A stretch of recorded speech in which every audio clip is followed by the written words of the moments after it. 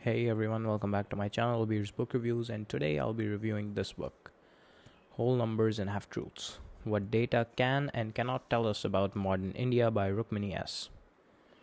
So, as you can probably guess, this book is about data, and it's about the data around modern India.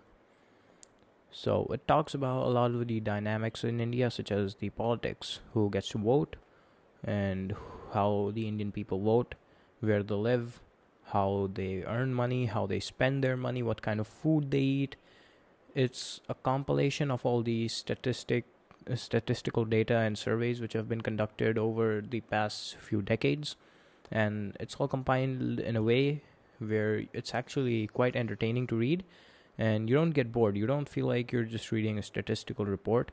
It's quite enticing. It captures the attention quite well. One thing which I'd like to say is that at some parts you might feel that it is a little biased against a certain sect of the Indian community and a certain political party, but that is not everywhere, and it's quite easy to overlook since it's not throwing any major allegations against someone. And if you keep that aside, it's a pretty unbiased book. It's very leveled. It talks about both sides of the political spectrum, the left and the right, how they have progressed India, how sometimes they haven't made the best efforts. And this book is all in all a pretty good read. And as I mentioned in a previous review of another book I did last week, the data the author gets is from surveys. And as I mentioned earlier, that surveys a lot of the time don't have such a large sample size, so they might be skewed. The results might be skewed, and if you do want to look into that, every single source is written at the back, so you just want to sort of glimpse through it if you're skeptical.